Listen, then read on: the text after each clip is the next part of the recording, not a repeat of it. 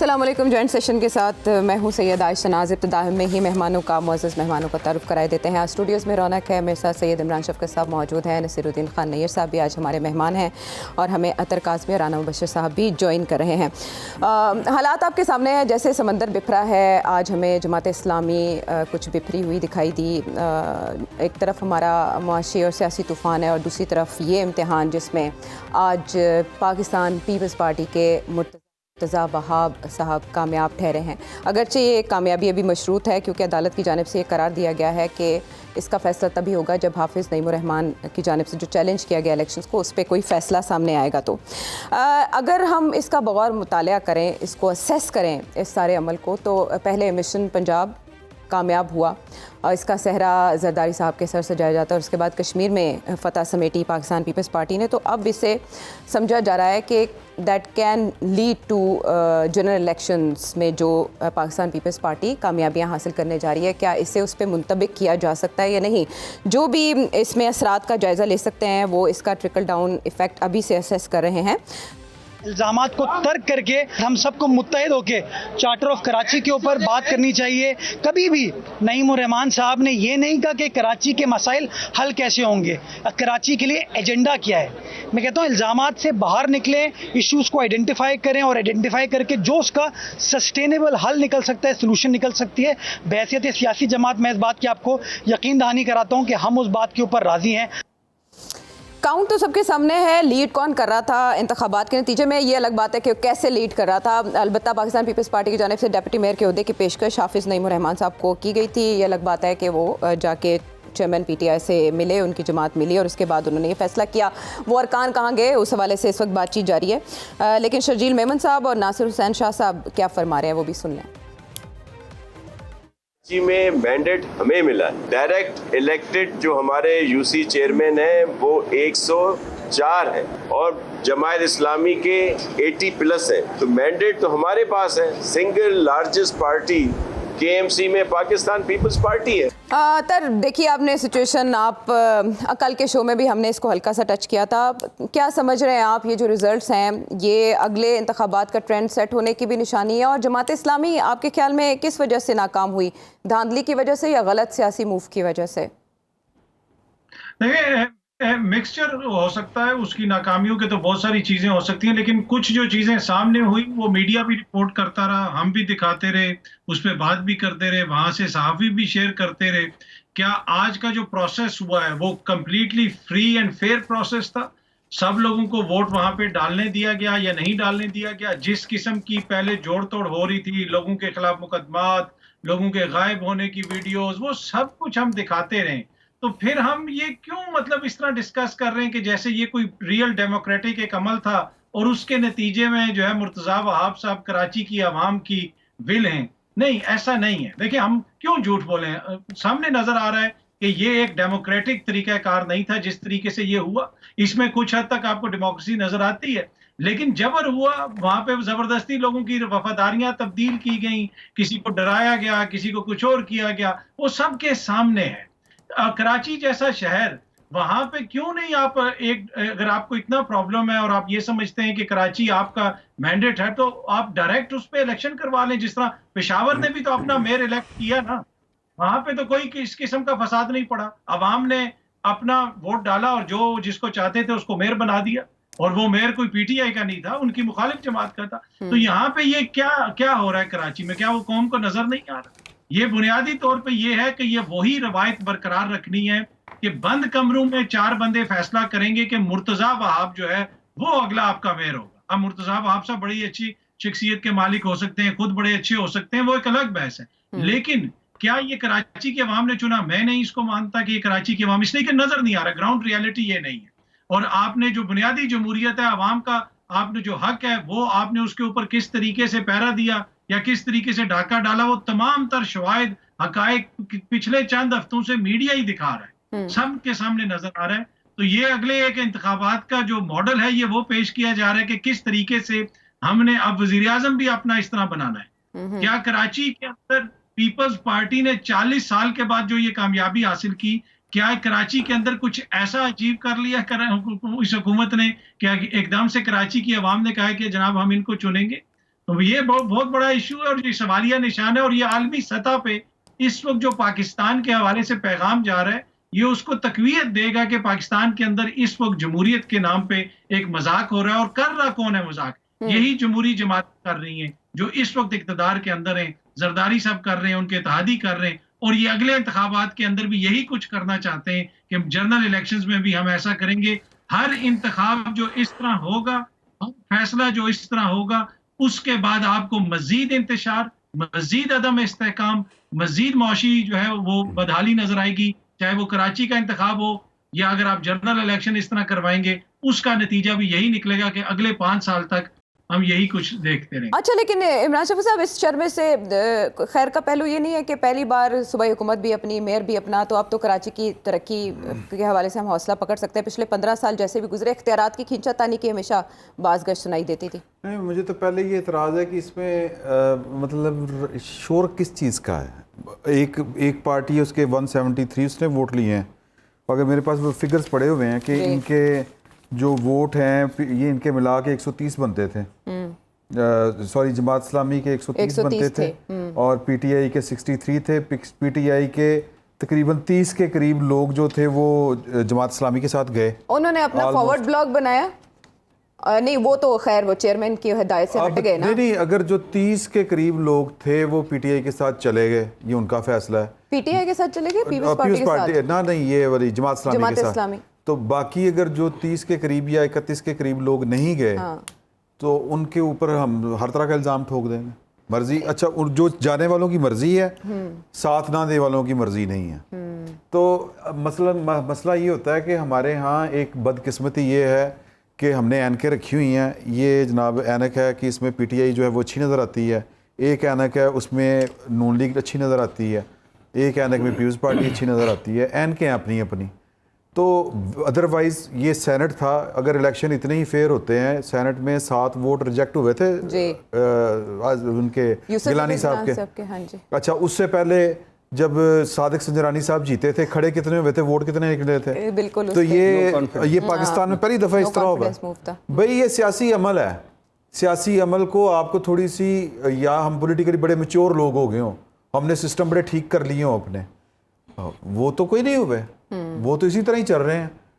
Process चलेगा, चीज़ों को स्मूथ चलने दें, टाइम लगेगा थोड़ा सा, चीज़ें आहिस्ता आहिस्ता ठीक होती जाएंगी। 2018 के इलेक्शन बड़े ठीक सन। अच्छा, लेकिन ये वाला इंप्रेशन क्यों आ रहा है इस इलेक्शन से कि बाय हुक और क्रूक पीपल्स पार्टी ने जीतना है? अच्छा, इसमें अगर मैं ग्राउंड रियलिटीज़ के ऊपर भी जाऊं, अगर हम वही बात समझ लें जो इस वक्त लोग कह रहे हैं और कहना नहीं चाह रहे, समझ रहे हैं या बोलना नहीं चाह रहे, या बोलते हैं तो फिर बड़े दबे अल्फाज में बोलते हैं, तो अगर हम ग्राउंड रियलिटीज़ के ऊपर जाएं, जो कि बड़ी गलत बात है, मैंने उसके फेवर में नहीं जा रहा, लेकिन आपने जो किया था वो फिर भुगतेंगे भी आप। आप पाकिस्तान के 75 साल में एक पाकिस्तान के अंदर एक एस्टेब्लिशमेंट का रोल है, आप उसको तब्दील करने की कोशिश करनी चाहिए। हम भी कहते हैं बहुत बार कर भी चुके हैं, नतीजे भी देख चुके हैं। अगर आप उसके ऊपर खुद कुछ जाके हमला कर देंगे तो सर पावर तो उन्होंने बोले तो चपेड़ा मारेंगे वो। पावर इज पावर, ठीक है ना, पावर इज पावर। वो आपको याद आ गया ना, टॉक्स टू पावर। जी बिल्कुल, वो याद है, वही याद आ गया ना। तो अब आप भुगते हैं। हाँ। मैं तो सिर्फ ये कह रहा हूँ कि 9 मई करने का शौक था आपको, अब भुगते एनजी होना, ठीक है। तो ये इसमें अकल वालों के लिए बड़ी निशानी है। तो जिनको लगता है ना कि जी बहुत पॉपुलर लीडर हैं और ये हो जाएगा वो हो जाएगा, तो ये तबाही फिर जाएगी वो हो जाएगी, या जमहूरियत के जनाजे निकल गए हैं। जमहूरियत के जनाजे हमने पहले भी बड़े देखे हमें, ठीक है। असल मसला ये है कि मैंने जो पहले बात नॉर्मल बना दें इसको, है जमहूरियत के जनाजे को। नहीं, नॉर्मल ना बनाएं। बात ये है कि यहाँ इन हालातों तक पहुँचाया किसने? भाई देखें, मैं फिर अगेन बात करूंगा कि वोट ऑफ नो कॉन्फिडेंस हुआ था, तो क़यामत आ गई थी। अब अगर जो थे वो तरीके के साथ चलते, वो जो हर एक पॉलिटिकल पार्टी की एक लिमिट होती है, सियासी अमल की एक लिमिट होती है। जब सियासी अमल से निकल के आप तशद्दुद की तरफ जाएंगे तो जिनके पास बंदूकें हैं वो आपको बंदूकों के मारेंगे बट, तो लौलवान कर देंगे। तो जो अब आपने सियासत करनी है वो सियासत के पैरामीटर्स के अंदर रह के करते। तो अब खान साहब को रोकने वाला था कोई? आप सोचें खुद, नहीं, सुनामी को रोकने वाला कोई नहीं होता। लेकिन खान साहब को तो अब्दुल्ला शाह गाजी साहब ने रोक लिया, खुदादा रोकने वाला कोई नहीं। तो जब आप अत उठाएंगे तो फिर अत का जवाब आपको उसी जुबान सही मिलेगा। उसी तरह ही मिलेगा, सही मिलेगा। अच्छा, ये इमरान शफकत साहब को बहुत ज़्यादा याद आती है वो जमात जिसके ज़ख्मों को बार बार कुरेदते हैं इमरान शफकत साहब। और राना साहब, जमात इस्लामी की पॉलिटिकल स्ट्रेटजी हमें मिचोर क्यों नहीं दिखाई दी? कोई भी हारे हुए घोड़े पर शर्त नहीं लगाता। ये क्यों राज़ी नहीं हुए उस पेशकश के लिए जो पीपल्स पार्टी ने कर रही थी? मेरे ख्याल में इनकी स्ट्रेटजी थोड़ी सी गलत थी जी, और थोड़े से डायनामिक्स कराची के मैं थोड़े से समझता इसलिए हूँ कि मैंने काफ़ी अर्सा वहाँ पे बैठ के 1-2 टीवी चैनल्स चलाए हैं मैंने, ज़रा मुझे उसकी इन डेप्थ मुझे जाके समझ आ जाती है। जमात इस्लामी की स्ट्रेटजी गलत, थोड़ी सी मैं गलत कह गया, थोड़े मेरे ख्याल में बहुत ज़्यादा गलत थी। पता है जमात इस्लामी को कि ठीक है उनके साथ तो वोटर सपोर्टर उनके साथ है, but at the very same time there are some decisions जो लेने पड़ते हैं very timely to make it there, ठीक है। सो वो डिसीजंस जमात इस्लामी ने नहीं लिए, और अगर वो जमात इस्लामी ले लेती डिसीजंस और टाइमली ले लेती तो मेरे ख्याल में things would have been different today, और आज सिचुएशन डिफरेंट बन सकती थी। आप काउंट कर रहे हैं पीटीआई के लोगों पे, ठीक है, पीटीआई के लोग जो थे they never showed up, so if they never showed up so you can not blame anyone. आप कहें जी उन्होंने फाड़ लेता सी, उन्होंने पैसे दे देते सर, या वट एवर, यू नो, आप 10 एलिगेशंस लगा सकते हैं, बट द पॉइंट इज कि आपने टाइमली मूव एक करते, जब आपको सारी चीजें ऑफर कर रही थी Peoples Party, Jamaat Islami should have grabbed one of the opportunities और वहां पे अपना रास्ता बना लेते, जो कि उन्होंने नहीं किया। On the other hand Peoples Party played very smart, और उन्होंने बड़ा स्मार्टली एक्ट करके और उन्होंने सारी चीजें जो है करके सामने रख दी, और उन्होंने कहा जी ए लो मुर्चा वाब आ गया जे, हुण खेड लो तुसी, ठीक है, हुण नायब बन जाओ मेयर तुसी ते ठीक है, नहीं बनते हो तो चलो अदालतां चले जाओ। But the point is that they have Peoples Party and has made it, Murtaza Wahab is the mayor, this is the reality. आप कोर्ट में जाएं, आप इलेक्शन कमीशन में दरखास्तें दें, ठीक है, उनके जब फैसले आएंगे वो हमें नहीं पता क्या आएंगे, लेकिन as of now they have made it and People's Party have played very smartly। अब इसको जो लोग हैं ऑन ग्राउंड, ठीक है, वो कहते हैं जमात इस्लामी ने धांधली की। अगर जमात इस्लाम पीपल्स पार्टी ने धांधली की उनके साथ तो अगर जी मैं वही कह रहा हूँ, मैंने करेक्ट कर लिया अपने आप को। तो वो उन्होंने कहा जनाब कि पीपल्स पार्टी ने धांधली की। अगर पीपल्स पार्टी ने अगर धांधली की तो आपने प्रिवेंट करने के लिए, क्योंकि आपके पास तो लोग थे ऑन ग्राउंड, यही मैं कहता हूं ना, पॉपुलर जो पार्टी है, जैसे कहा जाता था पीटीआई बहुत पॉपुलर है, मैं हमेशा इस चीज पे स्ट्रेस करता रहूं कि इलेक्शंस इज अ आर्ट। आपको वहां पे पहरा देना पड़ता है, चौकीदारी करनी पड़ती है, और वहां पे जिस तरीके से इलेक्शन लड़ा जाता है इलेक्शन वाले दिन, और इलेक्शन के बाद जब इलेक्शन का वोटिंग का टाइम खत्म हो जाता है, उसके बाद जब गिनती शुरू होती है, that is the actual time. वहां पे आपको पैरा अगर सही देंगे आप, वहां पे अगर आप सही तरीके से मैनिपुलेट अपने आप को वेट अपना असर्ट कर सकेंगे तो आपको सब कुछ मिल जाएगा। दिल के सच्चे राणा साहब तो नहीं मिलेगा। बिल्कुल ठीक कह रहे हैं। अच्छा, लेकिन वोट गिनने का तो जनरल इलेक्शन में होगा ना, ये तो शो ऑफ हैंड्स के जरिए बात ये है कि एक पार्टी इस्लाही हवाल कर रही है, दूसरी पार्टी का लीडर कहता है मैं सियासतदान नहीं हूं, तो फिर यही कुछ होना। अगर आप वहां पे जाके अगर ये कहें कि जनाब वहां पे धांधली हो गई है, तो धांधली आपने करने क्यों दी? आपके पास अगर वोटर सपोर्टर है तो आप वहां पे पहरा दें ना। अगर वो जो कुछ भी बाद में निकलता है उसका रिजल्ट गिनती के बाद जो भी निकलता है, गलत भी तो वोटें पड़ जाती है ना, लोग गलत भी वोटें डाल देते हैं, तो गिनती करने के लिए पहरा दें आप। जब आप पहरा नहीं देंगे तो फिर आप कहें जी कि साइड ज्यादती होगी, या आप अपने बंदे साथ लेके जाए ना, वो जो 29-30 बंदे आपके जो नहीं बनाना, बंदों के पहरे दिलाने हैं। ये एक दलील है जो राणा साहब ने बात की है सिस्टम ना, फूल प्रूफ नहीं हो सकता, फूल प्रूफ नहीं हो सकता, सिस्टम फूल प्रूफ नहीं हो सकता। देखिए आप वहां पे सिस्टम फूल प्रूफ करते, किसी जगह पे भी नहीं होता ऐसे। आप 100% फूल प्रूफ सिस्टम इलेक्शंस का दुनिया के किसी कोने में भी नहीं मिलेगा आपको।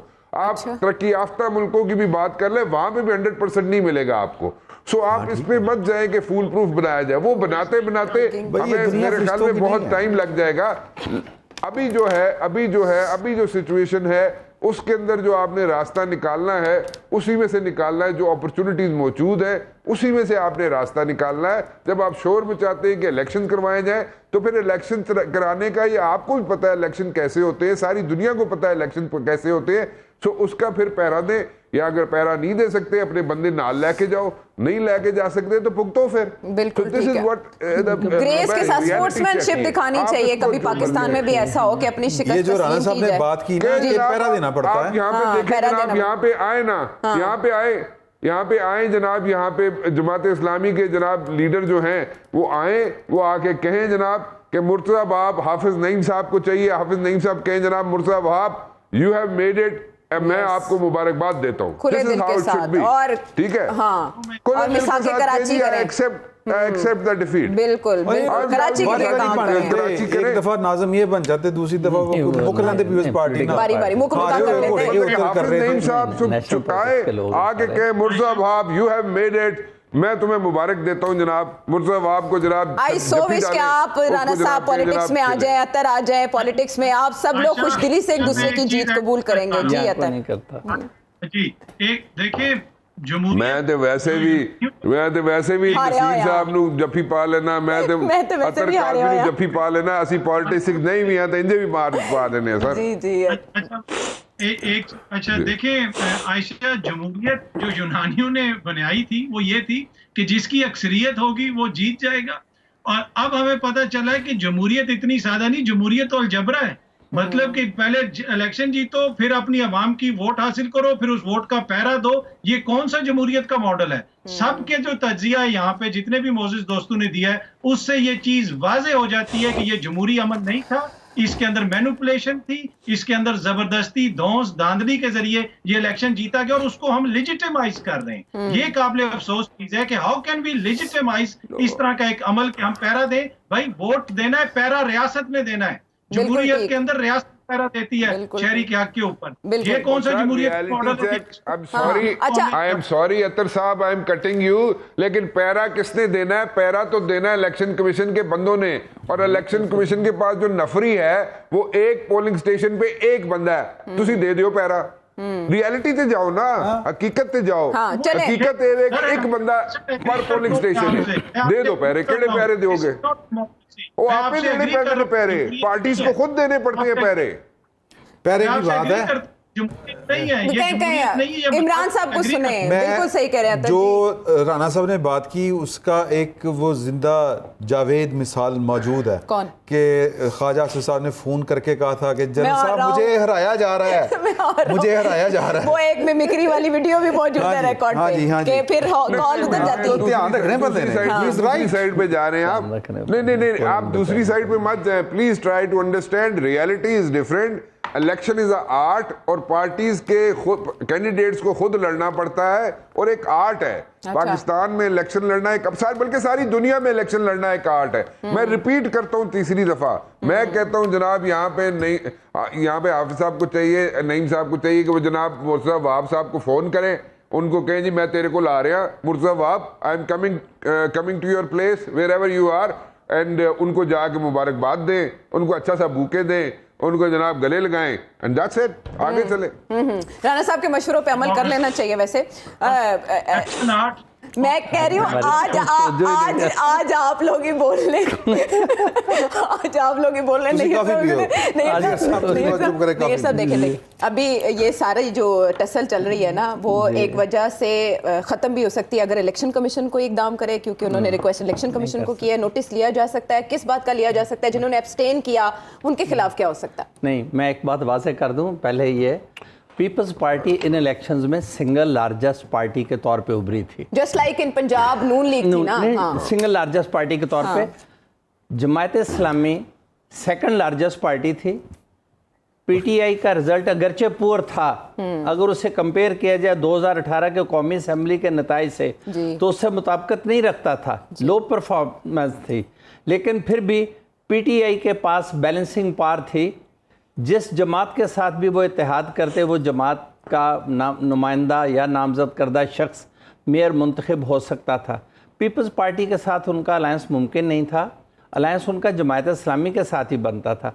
अब बदकिस्मती जमायत इस्लामी की, जब वो सेकंड लार्जेस्ट पार्टी बन के पीटीआई के साथ उन्होंने अलायंस बनाया तो पीटीआई के वोट प्लस होके उनकी कंफर्टेबल मेजॉरिटी बनती थी। एक मिसरा बोल दूं, जिन पे तकिया था वही पत्ते हवा देने लगे। पीटीआई की कुव्वत 9 मई के बाद बिल्कुल मुंतशिर हो गई और कराची की मुंतशिर सियासी कुव्वत पीटीआई के फोल्ड में नहीं है, वो कहीं भी जगह पर नहीं है। जहाँ बड़े बड़े 26 साल तब्दीली के नगमे गाने वाले तब्दील हो गए और माथे पे गोली खाने वाले न ठहर सके, वहाँ एक यूनियन काउंसिल के चेयरमैन से आप तवक्को करें कि वो रुके या रोके गए, इसका फैसला तारीख करेगी।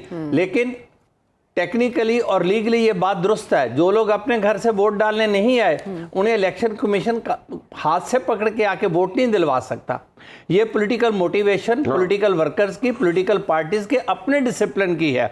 जमायत इस्लामी इज नॉट एट फॉल्ट, उसे ले डूबी है पीटीआई की बैड पॉलिटिक्स के। पीटीआई का अपने मेंबर्स पे, जो काउंसलर मेंबर थे जिन्होंने वोट कास्ट करना था, उन पे कोई डिसिप्लिन नहीं है, कोई कंट्रोल नहीं है।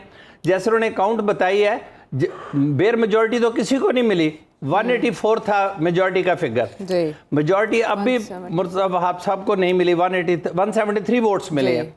जिन्होंने एब्सटेन किया है, अगर वो मिल जाते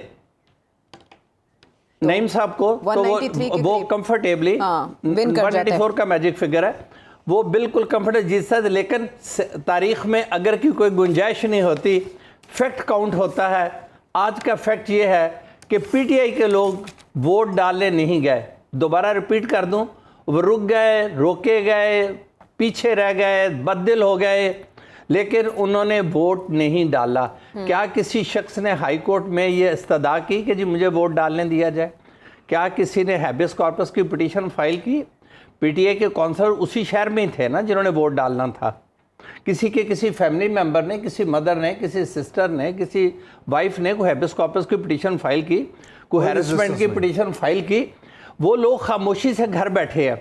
जैसे मैंने दोबारा रिपीट कर दूं कि अब जमायत इस्लामी जितना मर्जी चीख ले, एक सेकंड लार्जेस्ट पार्टी को एक कोलिशन की शक्ल में इम्कान पैदा हुआ था। जब वो कोलिशन का जो सपोर्टिंग फैक्टर था, जिन लोगों का सपोर्ट रोल होना था, वो टायर ही फ्लैट हो गया। तो आप किस बात पे जीत की उम्मीद लिए बैठे थे? ये गाड़ी नहीं चल सकती थी। पीटीआई के 9 मई की, जो पोस्ट 9 मई की पीटीआई है, it is different from pre 9 May PTI. ठीक है, यहाँ तो आपको ये नहीं पता होता कि जो शख्स आज एक अजनबी शख्स के मतलब अच्छी बात कर रहा है, वो कल प्रेस कॉन्फ्रेंस भी करेगा कि नहीं करेगा। अच्छा, लेकिन कोई ऐसा इम्कान सिंध हाई कोर्ट से कोई उम्मीद पैदा हो कि पास शेयरिंग का कोई फार्मूला तय हो जाए? बराह रास्त में और 63A जी, उसमें इन लोकल गवर्नमेंट को डील ही नहीं किया गया। डिफेक्शन क्लॉज लागू ही नहीं। हाँ, नहीं, मैं डिफेक्शन क्लॉज लागू नहीं। बराह रास्त इंतखाब के खिलाफ गए हैं। नहीं, बराह रास्त इंतखाब, जब आपका लोकल गवर्नमेंट लॉज, आपने डेवोल्यूशन प्लान के बाद प्रोविंशियल गवर्नमेंट्स ने लेजिस्लेशन करनी है अपने अपने लोकल गवर्नमेंट एक्ट्स की। अब पंजाब का अपने पीटीआई ने पंजाब में इलेक्शंस डिले किए, अपने पूरे इक़्तिदार में नहीं करवाया। बेहतरीन मौका था, परवेज़ लाई के वक्त ये इंतखाबात करवा लेते। They miss the bus, they lost everything ultimately. अब पंजाब मत हैरान गया, कम अज़ कम सिंध को एक लोकल गवर्नमेंट मिल गई है। 30 ईयर ऑफ द गवर्नमेंट, हमारे कॉन्स्टिट्यूशन के मुताबिक local government, provincial government and the federal government, ये गवर्नमेंट्स के लेवल्स हैं। पंजाब तो 5 साल से महरूम है, 4 साल से, जब से पीटीआई ने महरूम किया पंजाब को पीटीआई ने महरूम किया लोकल गवर्नमेंट से, और आज तक महरूम है। अब कराची में पीटीआई इज एट फॉल्ट, और इन्होंने आते ही वो फारिग कर दी थी ना बल्दियाती हुकूमत। नहीं, बिल्कुल खत्म किए अदारे, पंजाब को महरूम किया। मैं बिल्कुल बोल्डली कहता हूं, सुप्रीम कोर्ट ने और नए लॉज, इतने नोटिस आए सुप्रीम कोर्ट से, इतनी डायरेक्शंस आई। पहले वाली स्ट्रेटजी बना के आप चला रहे हैं Jamaat Islami, it's a wrong strategy. जी हां, जी, यही स्ट्रेटजी के वो जिन पर डिपेंड कर रहे थे, वो मैंने कहा जिन पे तकिया था वही पत्ते हवा दे। अगर देखा जाए तो सियासत आती नहीं। जमात इस्लामी की स्ट्रेटजी बात है। मुंतशिर कुव्वत पीटीआई के इस वक्त ये इंतखाबी सियासत में कमजोर निकली है, वो सामना नहीं कर सके हालात का। ये कितने अरसे के लिए आपके ख्याल में ये हुकूमतें रहेंगी, और उसके बाद नहीं, ये अपनी देखे, हमारे यहाँ होता क्या है, जो भी मुंतखब गवर्नमेंट आती है वो सबसे पहले लोकल गवर्नमेंट का गला घूंट देती है। नहीं, मैं कह रही हूँ कि अब ये जो मेयर मुंतखब हुए हैं, ये तो अपने जो उनकी स्टैट्यूटरी पीरियड है वो तो अपना कंक्लूड करना चाहिए। अब जैसे ही उनका इलेक्शन हुआ है, 5 ईयर उनका टेनोर है वो पूरा करें, लेकिन हमारे यहाँ अलमिया एक नहीं है। लोकल गवर्नमेंट किसी पॉलिटिकल पार्टी को मंजूर नहीं। ये सुप्रीम कोर्ट की बारहा डायरेक्शंस के बाद लोकल गवर्नमेंट के इलेक्शंस करवाते हैं, लेजिस्लेशन नहीं करते। कहते हैं हमसे लेजिस्लेशन। भाई लोकल गवर्नमेंट के 4-5 पुराने फार्मूलेज पड़े हैं, अयूब खान वाला, मुशर्रफ वाला, ज़िया वाला। यहाँ तो लोकल गवर्नमेंट को स्ट्रेंथन किया, जिन्हें मिलिट्री डिक्टेटर्स कहते हैं। और सबसे आइडियल जो लोकल गवर्नमेंट सिस्टम था, माजरत के साथ इख्तलाफात हो सकते हैं, वो मुशर्रफ साहब ने दिया था। वो बेहतरीन लोकल गवर्नमेंट सिस्टम था। उससे ज्यादा एम्पावरमेंट मुमकिन ही नहीं थी। बहुत डिटेल में इस पे बात हो गई और जाहिर है सिर्फ आपकी नेक नियति की जरूरत है, फार्मूले अपनी अपनी जगह पर मौजूद है। हम आते हैं उसके बाद ना पंजाब में जो लॉ है उसमें डायरेक्ट इलेक्शन है।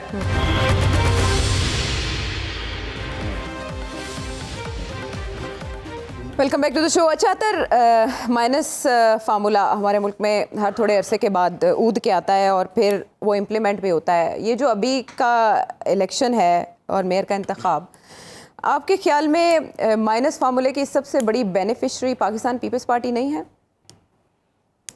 देखिए, ग्राउंड रियलिटीज तो इससे डिफरेंट है। अगर बेनिफिशरी कोई हो सकता है बड़ा, सबसे बड़ा बेनिफिशरी, वो तो मेरी नजर में नून लीग हो सकती है। इसलिए कि वोट बैंक नून लीग का ज्यादा है उन एरियाज में जहां पे सीटें ज्यादा हैं। अगर आप पंजाब को देखें, पंजाब में नून लीग की एक बड़ा वोट है, बड़ा वोट बैंक है। अगर वहां पे कोई माइनस होता है, अगर तहरीक इंसाफ को माइनस किया जाता है, तो फायदा तो वहां पे नून लीग को होगा और ज्यादा नशिस्तें वो वहां से निकाल सकेंगे। इसी तरह अगर आप खैबर पख्तूनख्वा को देखें, एबटाबाद का जो एरिया है, वो सारी बेल्ट देख लें, वहां पे एक सॉलिड वोट बैंक है पाकिस्तान मुस्लिम लीग नवाज का और दीगर एरियाज के अंदर भी। पीपल्स पार्टी का अगर आप वोट बैंक देख लें तो पीपल्स पार्टी का तो पूरा कराची शहर भी उनके लिए जीतना मुश्किल हो जाएगा। आपने देखा कि जिस तरीके से उन्होंने अपना मेयर बनाया, वो आपके भी सामने और मेरे भी सामने। तो मुझे नहीं लगता कि रियलिटी में, हकीकत में इसका बेनिफिशरी अगर कोई होना चाहिए तो वो नून लीग बड़ी होनी चाहिए। वैसे तो बेनिफिशरी हर वो ताकत होगी, हर वो सियासी जमात होगी जिसका मुकाबला है पाकिस्तान तहरीक इंसाफ से, लेकिन हकीकत में अगर किसी को मिलना चाहिए ज्यादा फायदा वफाकी सतह के ऊपर, तो वो मेरी नजर में नून लीग हो। अच्छा, लेकिन देखें अगर MQM बाइकआउट करती है, अगर वो बाइकआउट ना करती और पाकिस्तान तहरीक इंसाफ के साथ 9 मई वाला वाक़या पेश ना आया होता, तो आपके ख्याल में इन इलेक्शंस का इनेकाद होता या इसके ये नताइज होते? नहीं, कभी भी ना होते। अभी भी है, अगर किसी भी सूरत में तहरीक इंसाफ का कैंडिडेट खड़ा होगा जहां पे हल्के में, वहां पे इनके लिए मसाइल पैदा होंगे। इसलिए कि आपने उनकी लीडरशिप को तो आगे पीछे कर दिया, वोटर तो उनका अभी भी उधर ही है। ये अगर अभी तो कह रहे हैं कि जनाब के वो उनका बिल्कुल सपोर्ट खत्म हो गई है, तो फिर आप उनको इलेक्शन लड़ने दें। फिर आप क्यों इतनी उनसे प्रेस कॉन्फ्रेंसेस भी करवा रहे हैं, उनको ये भी कह रहे हैं कि जमात भी छोड़ दो, ये कर दो। ग्राउंड रियलिटी तो बिल्कुल डिफरेंट है। आप चले जाए, जिसने भी तहरीक इंसाफ छोड़ी है और वो मुहिब वतन हो गया, आप कैमरा उठाएं, माइक उठाएं और उस हल्के में चले जाएं और पूछें अवाम उधर क्या कह रही है। तो मेरे ख्याल में फिर तो कतन ये सूरत हाल ये तब ही होगा जब आप एक आर्टिफिशियल तरीके से पाकिस्तान की सबसे बड़ी सियासी जमात को इलेक्शन के अमल से बाहर रखेंगे, तो फिर उसके नतीजे में जिसको फायदा होगा उनका मैंने आपको बता दिया। हाँ ठीक है, लेकिन जो लीडरशिप इलेक्शन जो है ये कराची वाले जो है ये खान साहब के अरूज में हुए हैं, जब वो बड़े अरूज पे थे, पॉपुलरिटी उनकी। हाँ, वो लोकल गवर्नमेंट उस वक्त हारे हैं। और फिर खान साहब जो हैं कराची में अपनी सीट हार गए, कैसे हारे हैं वो भी बताते हैं ना, कैसे लगाते हैं पीपल्स पार्टी की। इल्जाम तो फिर आप 75 साल तक ले जाएंगे ना, वो तो इल्जाम। भाई आपने पाकिस्तान के अंदर जिस तरह की सियासत होती है उसी के ऊपर ही आपने बात करनी है ना।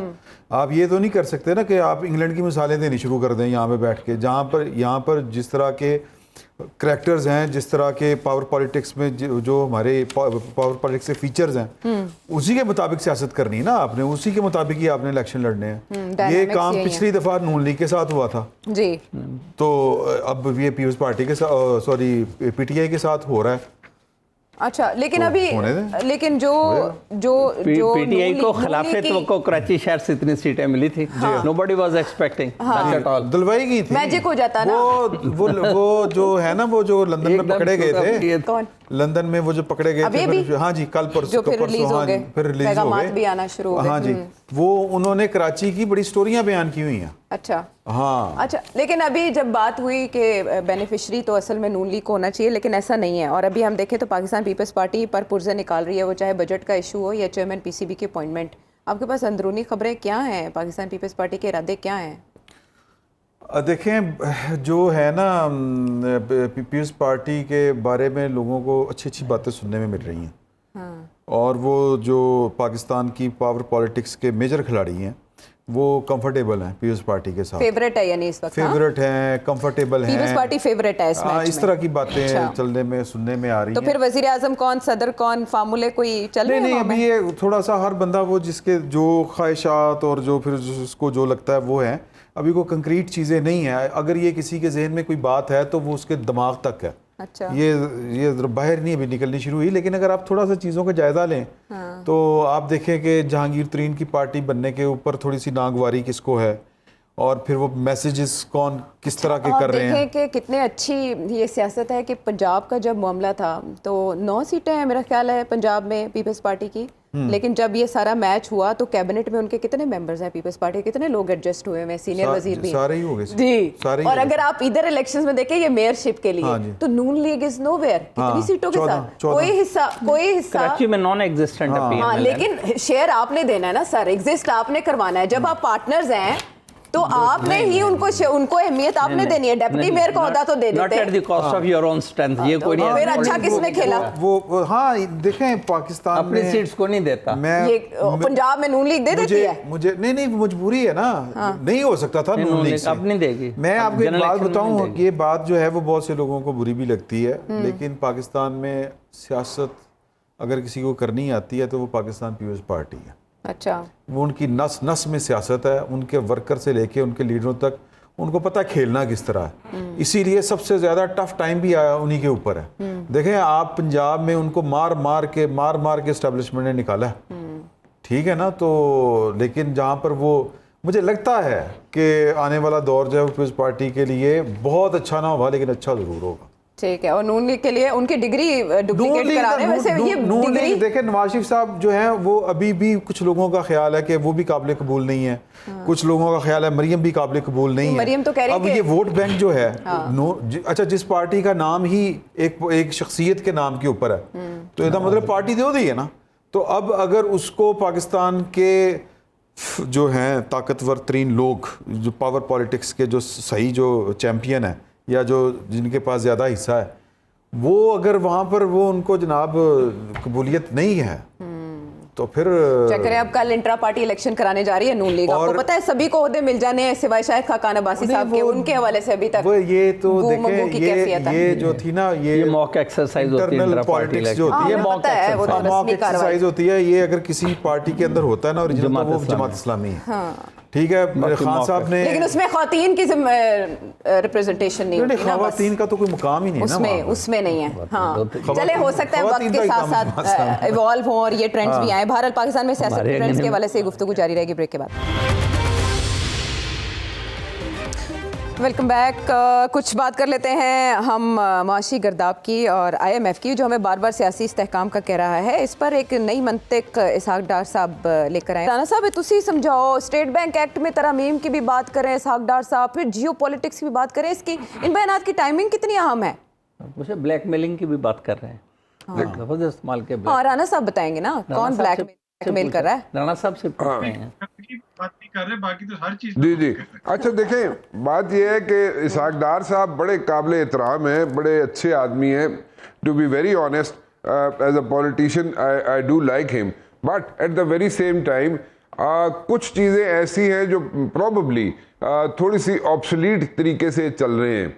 ठीक है, आई अंडरस्टैंड कि हर चीज़ जो है जो डार साहब कह रहे हैं जनाब कि हर चीज़ वो सामने नहीं रखना चाहते क्योंकि उसमें फिर वो डिरेल हो जाती है चीज़ें और वो कहीं से कहीं निकल जाती है बात। वो कुछ चीज़ें कुछ कार्ड्स अपनी चेस्ट पे लगा के रख रहे हैं, but at the very same time कुछ कमिटमेंट्स जो पहले की थी या पब्लिक स्टेटमेंट्स जो दी थी इसहाक डार साहब ने, उसका क्या हुआ? वो उस पर ज़रा हमारी रोशनी डाल दें, रहनुमाई कर दें, हमें एजुकेट कर दें उस पर कि जो स्टेटमेंट्स दे चुके हैं आप वो उनको हमें एक्सप्लेन कर दें कि वो कहाँ खड़ी थी या उसको वो मैच्योर क्यों नहीं हुई। हाँ ठीक है, आज आप जो बात कह रहे हैं, आज जो आप चीज़ें नहीं बताना चाह रहे पब्लिकली या मीडिया के सामने नहीं रखना चाह रहे, वो चले हम अंडरस्टैंडेबल हैं, वो हम समझ सकते हैं कि वो बात कहीं से कहीं निकल जाएगी, but at the very same time पुरानी चीज़ें कहाँ पे गई? पुरानी स्टेटमेंट्स कहाँ पे गई, पुरानी कमिटमेंट्स कहाँ पे गई, बिजनेस टाइकून्स के साथ जो मीटिंग्स हुई थी in the presence of chief of army staff, वो कहाँ पे है? वो मैच्योर हुई, नहीं हुई? अगर नहीं हुई तो क्यों नहीं हुई? वो उसको थोड़ा सा तो हमें लूप में ले लेना। आप हमें लूप में ले लेंगे इसहाक डार साहब तो हम उनके एहसानमंद होंगे, will be obliged. But then again आप इस तरह अगर स्टेटमेंट्स देंगे, मतलब 2 महीने पहले कुछ और स्टेटमेंट, 3 महीने पहले कुछ और स्टेटमेंट, आज कुछ और स्टेटमेंट्स, तो people will not buy it. So basically आपकी रिप्यूट के लिए, आपके लिए इसहाक डार साहब, मैं उनसे गुजारिश करूंगा कि हमें थोड़ा सा आप एजुकेट कर लें। ठीक है, वी अंडरस्टैंड कि आप पूरी चीजें हमें नहीं हमारी नॉलेज में लाना चाहते, क्योंकि हो सकता है किसी न किसी स्टेज पे, किसी जगह पे वो चीजें मीडिया वाले कहीं से कहीं अपना 2+2 कर देते हैं बकौल आपके करीबी दोस्तों के, तो वो ठीक है, हम उसको नहीं करते, लेकिन आप हमें तो एजुकेट करें। मुख्तसर राना बशर साहब चाहते हैं कि इसहाक डार साहब कन्फेशन रूम में आ जाएं, लेकिन उनकी इस बात में आपको कितना वजन लगता है कि हम आलमी ताकतों के दरमियान सैंडविच बन रहे हैं? देखिए, आलमी ताकतों के दरमियान सैंडविच की जो बात है ना, ये दिस इज माय टॉपिक। ठीक है, चले मैं आपको इसकी डिटेल में चला जाऊंगा, आप मुझे सिर्फ 2 मिनट दीजिएगा। गुजारिश ये है कि आपको अमेरिका ने नहीं, चाइना ने नहीं रोका कि आप अमेरिका के साथ अपने ताल्लुकात ठीक रखें। मैं ऑन रिकॉर्ड कह रहा हूं, पब्लिकली कह रहा हूं और बड़ी ऑथेंटिसिटी से कह रहा हूं कि चाइना ने आपको नहीं रोका कि आप अपने ताल्लुकात अमेरिका के साथ ठीक ना करें। बिल्कुल इस किस्म की कोई ऑब्जर्वेशन, कोई चीज नहीं है ऐसी। द पॉइंट इज कि आप जो है अपने ताल्लुकात खुद बेहतर बना सकते हैं, अपना हाउस खुद इन ऑर्डर कर सकते हैं, लेकिन आपको किसी ने नहीं रोका। नाउ द सिचुएशन इज कि नेक्स्ट डोर नेबर है आपका, आपने उस पर काउंट करना होता है, आप उस पर काउंट करते हैं। पहले भी आपको कई 50 साल आप ये सोचते रहे जनाब, 55 साल के जनाब, हमें नेक्स्ट डोर नेबर की तरफ जाना चाहिए था। और हमारे एक पुराने लीडर थे मरहूम, उन्होंने बजाय इसके कि वो रशिया की तरफ जाते हैं, वो अमेरिका की तरफ चले गए। ठीक है, सारी बातें, वो उस वक्त के डायनामिक्स डिफरेंट होंगे, उस किस्म के उस वक्त हालात डिफरेंट होंगे जो उन्होंने फैसला किया होगा। ठीक किया, गलत किया, उसको छोड़ दे, आगे चले, मूव फॉरवर्ड। आगे जो इस वक्त हालात है, इस वक्त ये है कि आप, चाइना खुद अपने ताल्लुकात नहीं खराब करता है अमेरिका के साथ, तो आपको क्यों बोलेगा? अमेरिका के साथ कितनी उसकी वहां पे इन्वेस्टमेंट है, अमेरिका के साथ कितनी उसकी वहां पे ट्रेड चलती है, ट्रिलियंस ऑफ डॉलर्स की ट्रेड है। ठीक है, वो क्यों कहेगा आपको कि जनाब अपने हालात खराब करे? आपको किसी ने नहीं कहा कि अपने हालात खराब ना करे, अपने हालात खराब करें उनसे, उनके साथ ताल्लुकात ना रखें। इट्स अप टू यू, आपने डिसीजन लेना है। सैंडविच बने हुए या नहीं बने हुए, बेसिकली सैंडविच बनने के लिए किसी ने नहीं कहा आपको ना सैंडविच। मेरा नहीं ख्याल, मेरा जाती ख्याल ये है कि हमें बैलेंस रखना चाहिए। हम बैलेंस रखे हुए हैं और हम बैलेंस इसलिए रखे हुए हैं और इसकी वजह से आज आपको इंडिकेटर्स मिल रहे हैं कि अमेरिका जो कि असर्ट करता है डोनर एजेंसीज पे, आज आपको इंडिकेशन एज ऑफ टुडे, मैं आज की बात कर रहा हूं, आज आपको इंडिकेटर्स मिले हैं कि वर्ल्ड बैंक भी आपको रिलीफ देगा, आपको IMF भी रिलीफ देगा in the days to come. और ये छोटी है, बड़ी है, थोड़ी है, कम है, लेकिन आपको रिलीफ मिलेंगे। बिल्कुल, that's how it should be worked. That's how it should be worked out. किरदार अदा कर रहा है, ऐसी इत्तलात भी हैं, तो उससे उम्मीद की किरण तो है रोशन। लेकिन जो इसहाक डार साहब का लहजा है नैयर साहब, वो तो ये बता रहा है कि कुछ और है, गड़बड़ मामला कोई और है। तो बड़ा अनडिप्लोमेटिक है और पता नहीं क्यों कह दिया कि जियो पॉलिटिक्स का हम शिकार हो रहे हैं। तो हमारे जो all time flying foreign minister है, फिर उनकी परफॉर्मेंस कहाँ है? कि वो रहते ही टूर्स पे हैं, तो फिर तो बड़ी अच्छी हमारी एक्सेप्टेबिलिटी होनी चाहिए। साहब विद ऑल ड्यू रिस्पेक्ट, मैं एक चीज ऐड कर दूं नैयर साहब, मुझे अगर आयशा अगर आप इजाजत दें तो देखें, मैं जरा थोड़ा सा इससे थोड़ा सा हट के एक बात करना चाहूंगा। डिप्लोमेसी जब आती है ना, डिप्लोमेसी में हमारे पास बैरोक्रेट्स, बड़े अच्छे बैरोक्रेट्स हैं डिप्लोमेसी में, डिप्लोमैट हैं, आज भी हैं। ठीक है, गलत जगह पे बैठे होंगे या ठीक जगह पे बैठे होंगे, मुझे नहीं पता। आज भी सेक्रेटरी इलेक्शन कमीशन जो है वो जॉर्ज टाउन यूनिवर्सिटी का पढ़ा हुआ है, उमर हमीद। ठीक है, उसने CSS पे पढ़ने से, CSS आने में करने से पहले he was writing for newspapers. ठीक है, सो वो एक बड़ा अच्छा डिप्लोमेट है। ठीक है, उसको एज ए डिप्लोमेट अगर कैश किया जाए, ठीक है, इलेक्शन कमीशन में भी वो काम कर रहा है, बहुत काबिल अफराद हैं हमारे पास डिप्लोमेट्स आज भी हैं। फ्यू सेकंड्स लेफ्ट नहीं सब, उनकी सुनता कौन है? राणा साहब ये भी तारिक बता दें मलिक साहब उनकी सुनता हैं। कौन है? हाँ जी जी, उनकी सुनता कौन है? सेक्रेटरी की कौन सुनता है? सेक्रेटरी की सुनता है जनाब चेयरमैन आपको सब इलेक्शन मालूम है कमीशन कौन सुनता है सुनता उनकी उन सुनता कौन किसकी है, इस पे तो हम फिर किसी दिन बात करेंगे। नहीं साहब, बात मुकम्मल करें आप। क्या हमें IMF श्रीलंका बना रहा है या हम खुद बनना चाहते हैं? नहीं, हमने खुद मिस हैंडल किया, कोई एक दिन की बात नहीं। बरस डेकेड्स हैव गॉन। हमारे ये फाइनेंशियल एक्सपर्ट्स पाकिस्तान की इकॉनमी को मैनेज नहीं कर सके। होल टाइम डिपेंडेंसी है फॉरेन एड पे, इंटरेस्ट पे, लोन पे, कहीं से इमदाद मिल जाए, कहीं से ग्रांट मिल जाए। इन्होंने इकोनॉमी को स्ट्रक्चर किया ही नहीं। एक अनस्ट्रक्चर्ड इकोनॉमी है, डिसरेड है, डिसरेड है। एक दिन की 2 साल की बात नहीं, ये बस हालांकि खराब होते होते ब्लूमबर्ग की भी रिपोर्ट है, लेकिन ऐसा तो नहीं कि बहरान सूट कर रहा है किसी की पॉलिटिक्स को, इसलिए इसे ड्रैग किया जा रहा है, प्रोलॉन्ग किया जा रहा है, ऐसा तो नहीं? सूट नहीं कर रहा। ये किसी के बस की बात नहीं है। They are incompetent people, they are incompetent people. जिन लोगों ने भी मुल्क की इकॉनमी को पिछले सालों में या डेकेड्स में हैंडल किया है, एटलीस्ट मतलब एंड ऑफ द डे आज पाकिस्तान जिस मुकाम पे खड़ा है, सारे साहब का फाइनेंस मिनिस्टर्स उसके जिम्मेदार है।